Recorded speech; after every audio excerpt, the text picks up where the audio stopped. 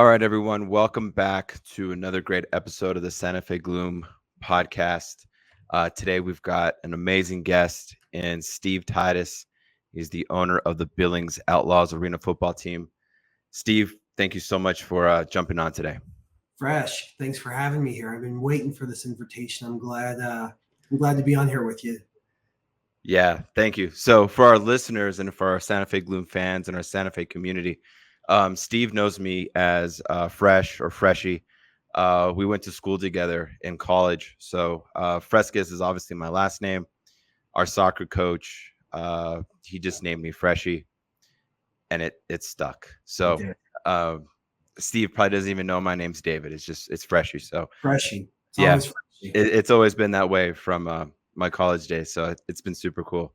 But Steve, just tell us your story, kind of from day one on where you grew up and just your childhood and leading up to owning a arena football team.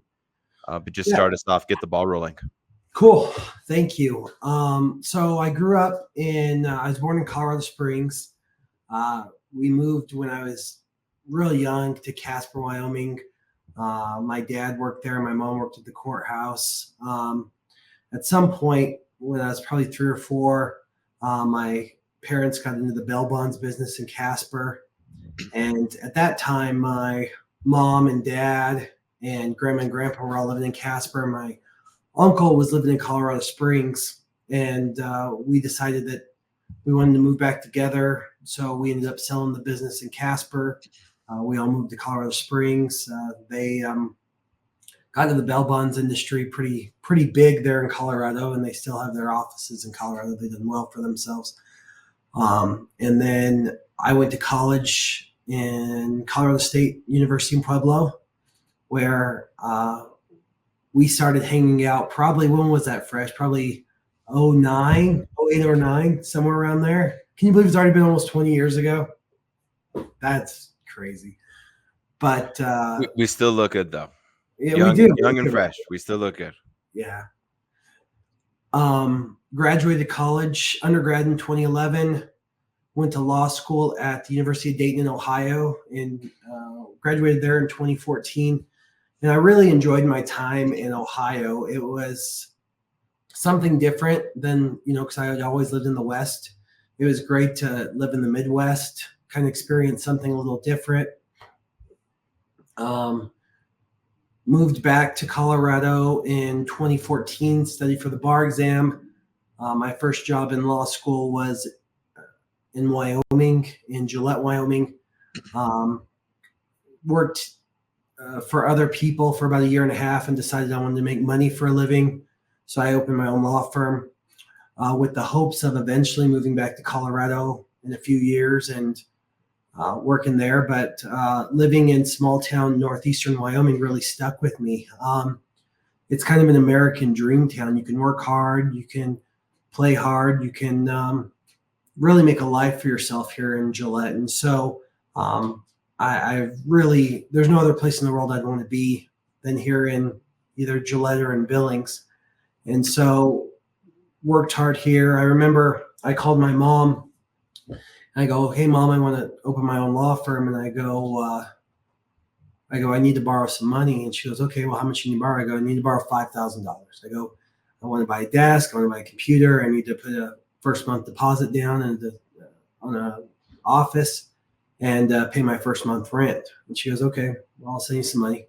So she sends it to me, and then the office just grew, worked hard, I think now my office has been open 8 years, and I don't think I've taken a whole day off in 8 years. I've had the luxury of traveling the world, and still every day I work. My office has been great to plan my day around the time change. I remember being in London last July, and I went for a weekend concert, and I was still taking consultations and client appointments in the afternoon when it was 2 or 3 o'clock, 4 o'clock in the afternoon there. It was 8 o'clock here. And I would go to bed at midnight or so, and it was still 3 p.m. here or something. But, you just you have a good work ethic. And then probably 4 or 5 years ago, I started getting into real estate, bought some apartment buildings.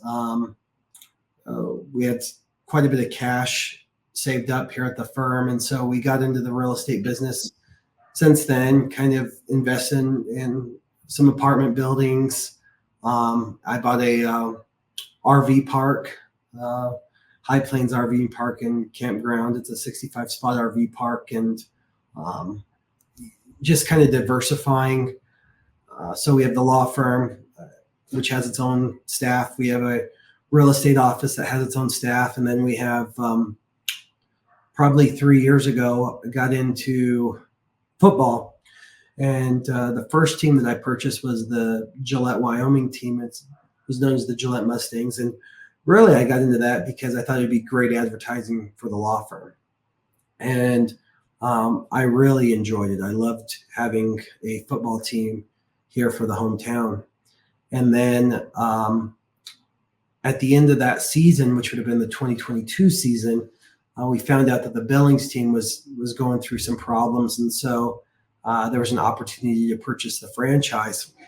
And so I have some family in Billings, and so we looked at some options to purchase that franchise. We ended up purchasing it, and there were some advantages to it, such as how much we spend on merchandise. We get lower rates because we're buying everything in bulk. We have, at the time, the league we were in, there would be more say we would have in the league because there were only 10 teams, and it obviously means more to have 2 votes on things than 1 vote. And so there was a lot of opportunity there. At the end of the 2023 season, things unfolded in the leagues, and we decided we wanted to change which league we wanted to be in. There were some people that we just didn't want to do business with anymore. And so we decided to change leagues, and we joined the Arena Football League in Billings. The Arena Football League is, that league's been around on and off since the 80s.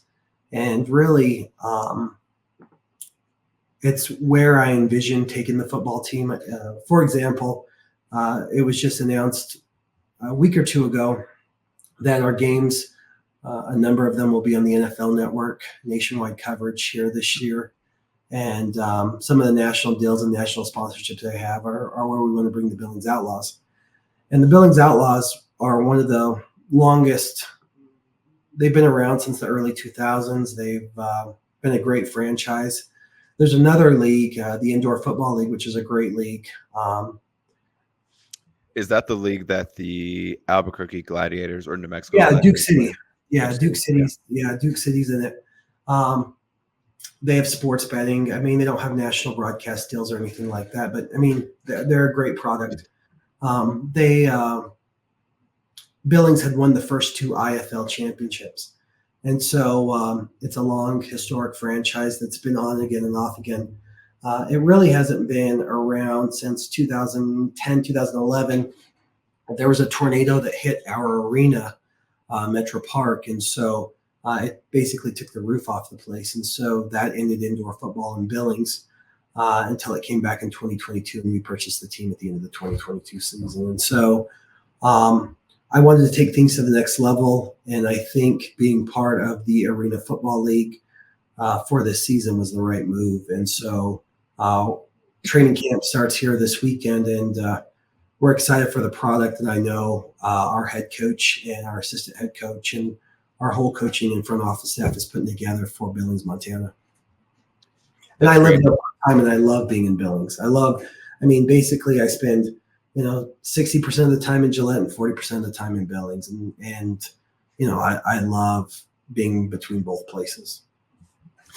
So just in case our listeners missed this, there was a period of time where you owned 2 arena football teams at the same time. That's correct, Steve? Yeah. All of the 2023 season. So I think I can kind of speak for myself owning the Santa Fe Gloom. It's a ton of work. So what the heck made you do 2? Like, what was the purpose? What was the why inside you saying, And outside of, like, let's say business, what drove you to say, yeah, I need another project. I want to have another team. ADHD, I'm pretty sure. Fair Yeah. enough. But no, if I had to do over, I probably wouldn't have. I enjoyed it. It was fun, but I Mhm. didn't like when both teams were playing each other. I hated it with a passion. It just wasn't me. I like to be loyal to something, and it was too hard to really go between both teams. It didn't make sense. I didn't like it. Some people are able to do it. I just wasn't. We had to close down and sell the assets of the Gillette team this year, or I guess it would be last year now, because the Gillette doesn't have the population for an Arena Football League team as well as the facilities. I mean, the Arena Football game and the indoor football game are two distinctly different games. And the Arena Football game with the huge rebound nets have they need a higher ceiling, for example, and the Gillette facility just can't support it, and so we had to kind of make a decision. Plus, the Arena Football League didn't want someone owning two teams, and with that, you know, in Gillette we were having dwindling attendance, we were having some problems with attendance and things like that. So when we, figured out the who's who, the what's what, and looked at what our next step should be, it made sense to focus the future on Billings. Right. It was a business decision, and it was a very difficult decision to make. Yeah, for sure. I mean, you invested so much time and money and effort into that, to sell it or give it away. It's extremely difficult, I'm sure, because It was a lot very of hard work. because Gillette's my home. I mean, I got to go to the restaurant and look people in the eye and Yeah. listen to how their kids love the team and how they love the team and things like that. And it was very hard. It's like, I didn't do it on purpose. I didn't do it out of spite. I didn't do it because I wanted Gillette to hurt. I did it, one, because we didn't have the facilities, and two, the Arena Football League wouldn't let me own two teams. And so it was a very, very difficult decision to make. And I still hear about it all the time. And I still live with an immense amount of regret over the situation. But at the end of the day, it's a business decision. And I had to make what I thought was the right business decision. Right.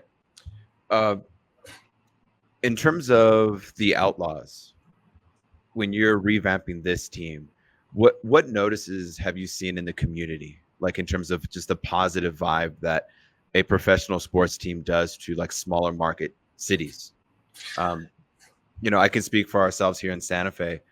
When we brought the Santa Fe Gloom, we've got great attendance. When we're scoring goals, kids are coming out, we're clapping hands. It's just a great vibe. So I'm curious to know what Billings Outlaws is doing for the community, the Boys and Girls Ranch that you're partnering with.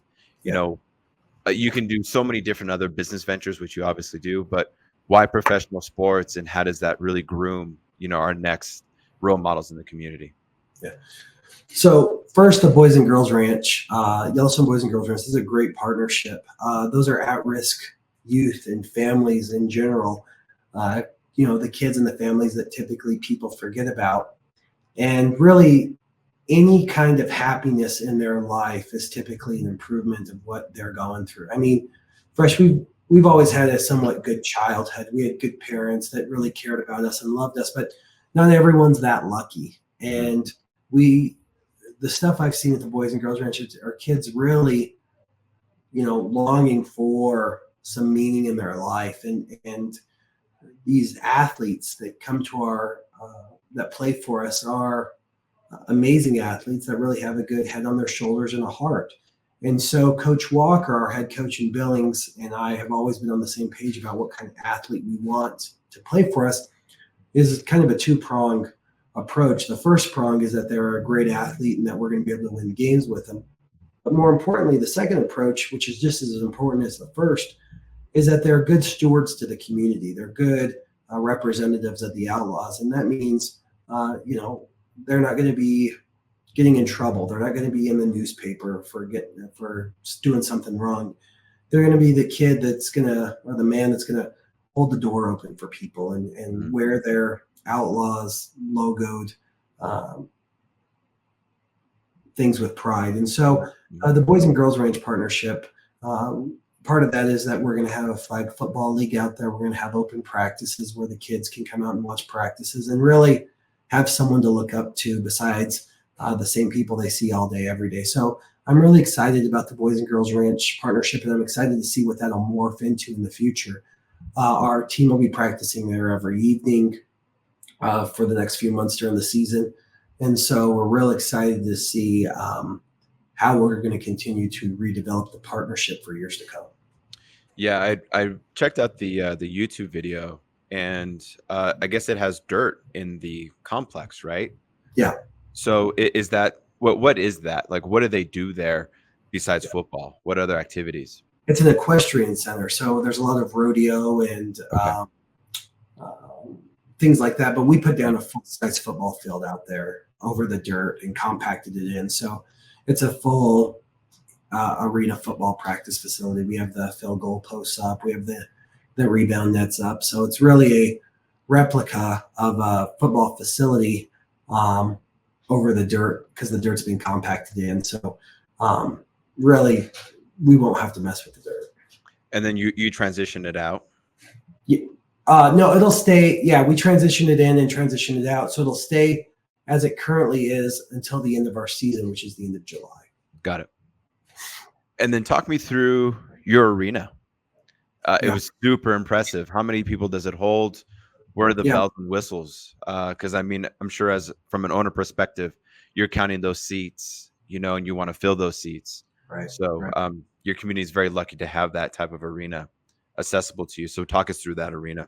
Yeah, so we're real lucky that our Metro Park Arena, which is run by and owned by Yellowstone County, Montana, we have a great partnership with them. And it was a little bit more difficult when we were in a different league just because of the logistics of the arena, because there would be state wrestling, state basketball, concerts, events like that earlier in the year. But with the new league pushing back the schedule to start in April, it makes it the arena a lot more accessible. There's more time available for us and things like that. They put down the field for us for games. They put up the dasher boards, the hockey rink walls, things like that. They really are a great help. They're in charge of all the ticket sales. They manage all the concessions. Like, they're really a great partner for the Billings Outlaws. And so, there's negotiations that go throughout the year. How much we can pay per ticket? What's the rent going to be? Things like that go on a regular basis.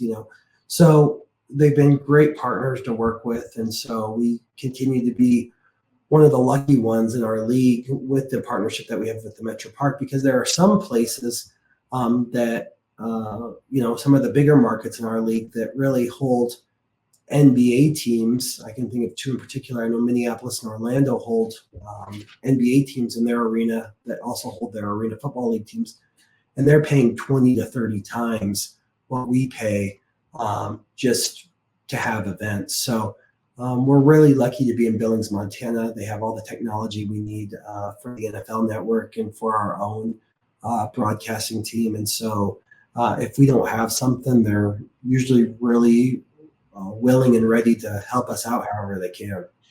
So that's one of the perks of being in a small market, do you think? Of just having teamwork within your community and having that community vibe, opposed to maybe a bigger city where they're thinner, maybe perhaps, in resources because there's so many things happening. So it's kind of like a big fish in a small pond type of mentality. It definitely doesn't hurt. Let's put it that way. Yeah. That's great. And talk us through the AFL and the NFL network and just the perks of that, and just your vision for this upcoming season. Yeah, so the Arena Football League partnership with the NFL Network, I think, is a huge deal. They just announced a new partnership today with Gray Television, which is a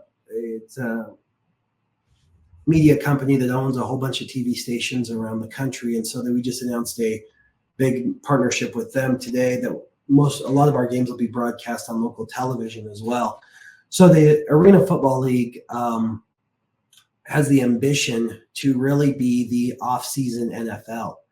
And so if people aren't watching the the NFL or college football, then we want them watching the Arena Football League. And that's why our season has been strategized to be when it is so that it's, really after all the vibe from the draft. It's after the combine, but it's before the preseason. It ends before the NFL preseason starts. So we're really trying to be the off-season NFL. And so, we have teams across the country. There's 16 teams this season. There's 4 divisions. We have the West, the Central, the South, and the East. And Billings is in the West division. And so our division opponents will be Rapid City, Oregon, and Washington. And so we'll play each of those 3 teams twice. And then we have 4 non-league games as well, which will be in Wichita, Kansas, Dodge City, Odessa, Texas, Dodge City's in Kansas, and then Albany, New York. And so those will be our non-league games. And then the top 2 from each division go to the playoffs. And then the playoffs the Arena Bowl will be held in Minneapolis in mid-July. And so our goals for this season, obviously, is to create a winning product on and off the field. I think Coach Walker and Coach Bonner, who are our head coach and our assistant head coach, are really the cream of the crop when it comes to AFL coaching. Coach Walker, played in the Arena Football League against the likes of Kurt Warner.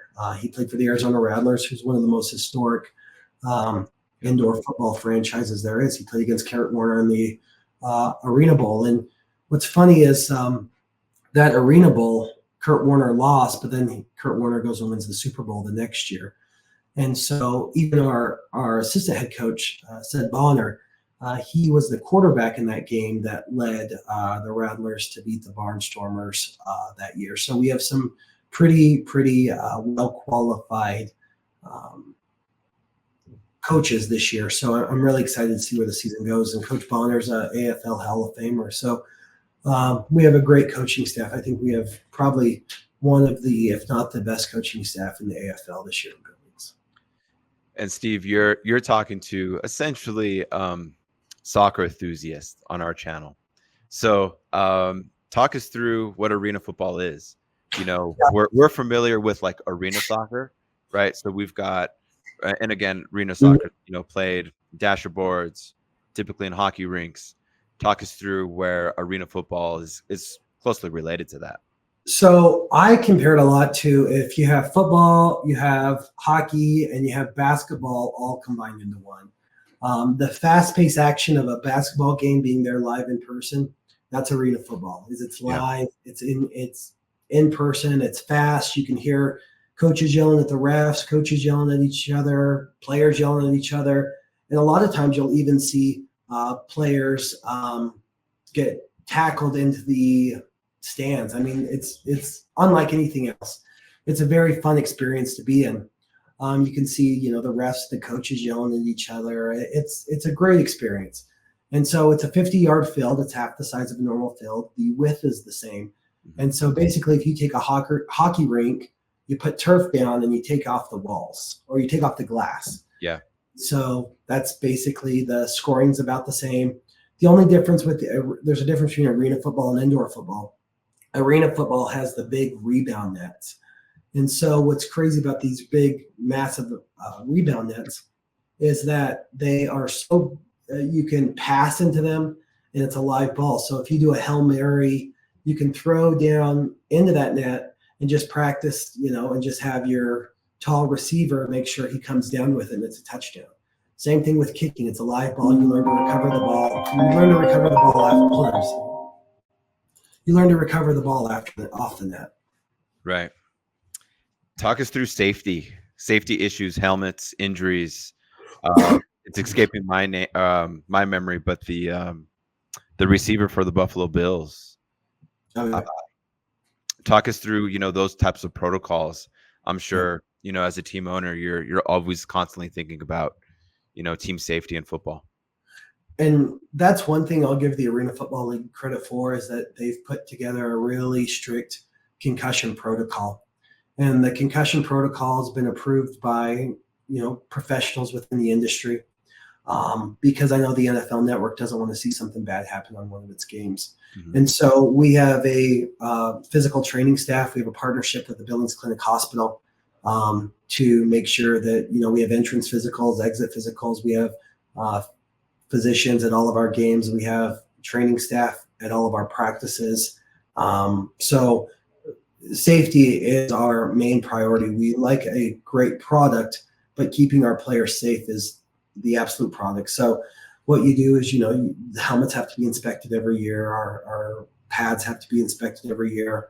And so, we safety is our top priority. And so we want the fans of the Outlaws to have a great product, but we want to make sure our players are safe as well. So there's a lot that goes on. I know I was looking through emails today from our uh, team trainer, and I know all of our players have already had to go through a pre-physical concussion checklist and start filling out a whole bunch of interview questions in advance of their physicals next week. Because if they can't pass the physical, they can't play for us because the league's not going to let them play. And we wouldn't want someone getting hurt that shouldn't be on the field in the first place. Right.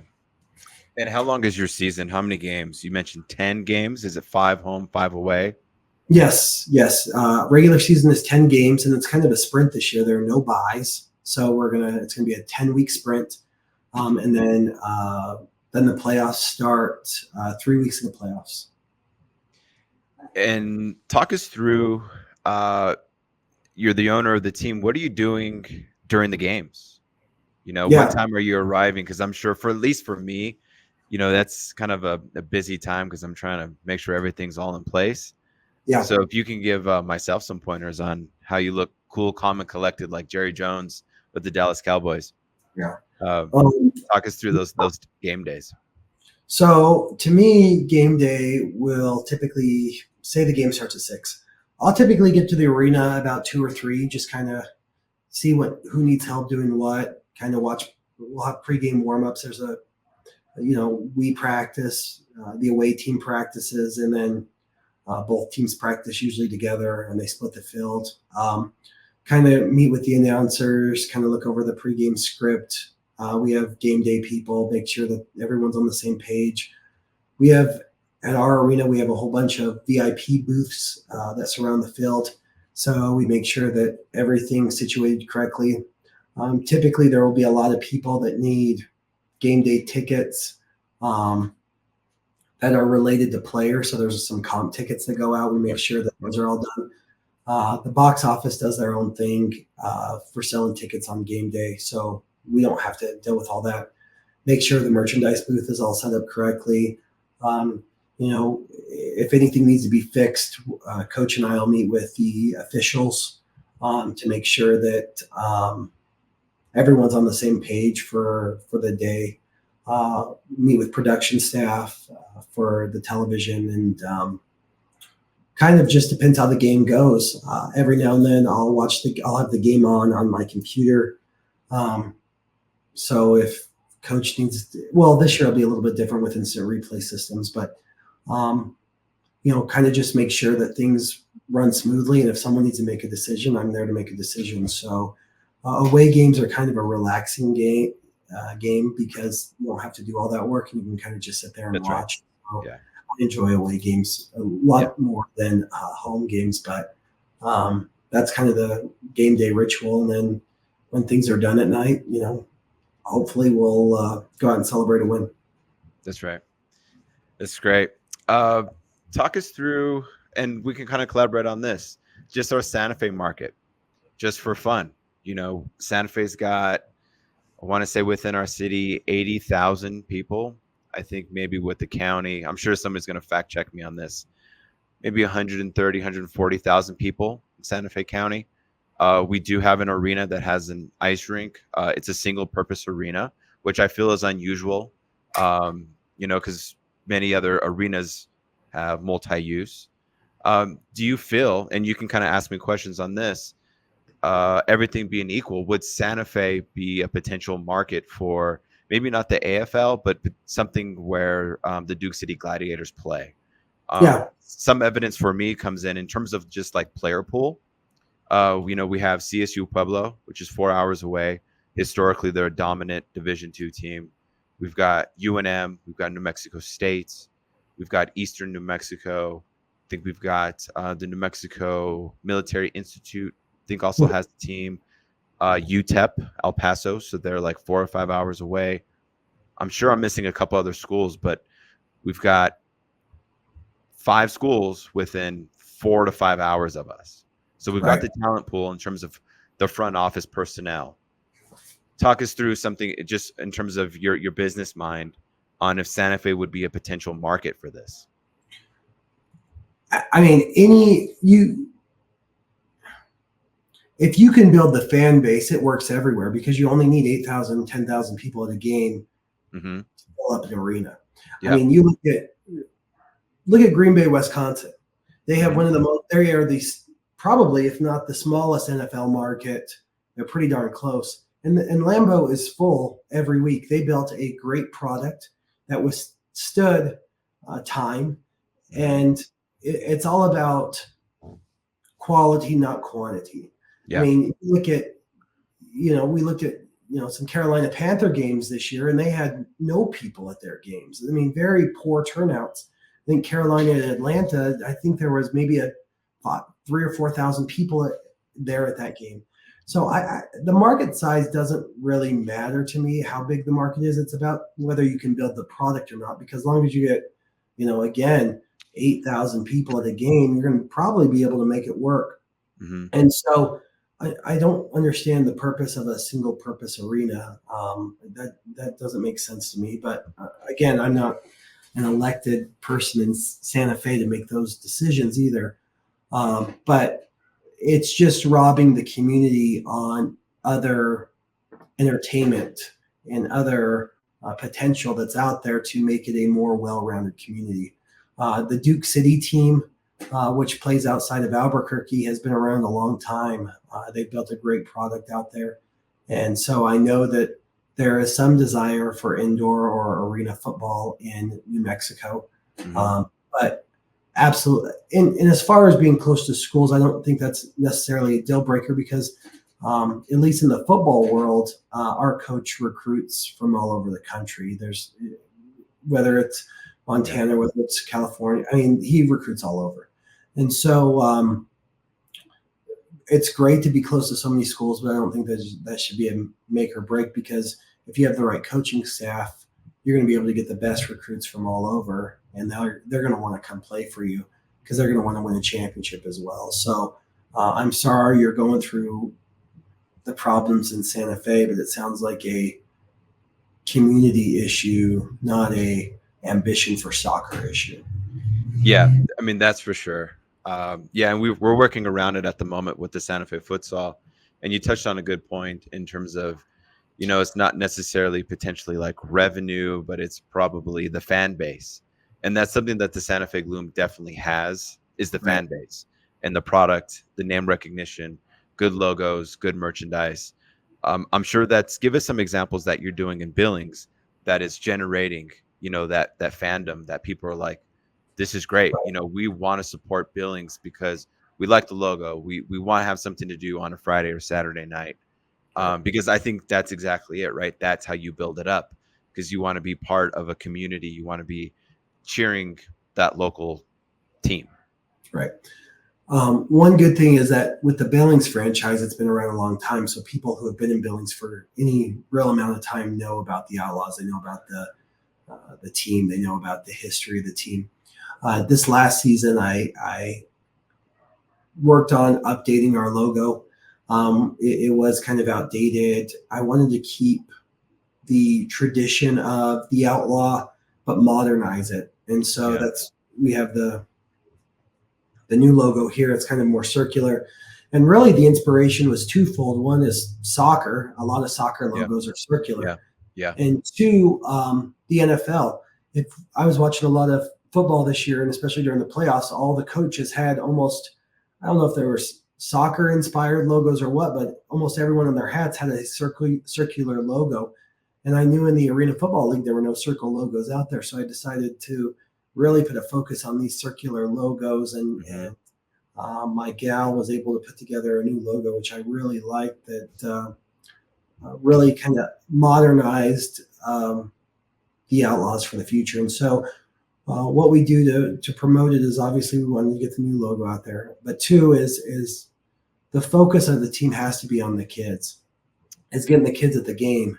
And why you do that is simple, because if the kids are coming, they're bringing their mom, they're bringing their dad, they're bringing their grandma and grandpa, they're bringing their aunt and uncle, their brother, sister, things like that. And so if you can get the kids at the game, everyone else comes along. So that's kind of been the focus. It's almost like the Shrine Circus model. Give the kids a free ticket, and then Mm-hmm.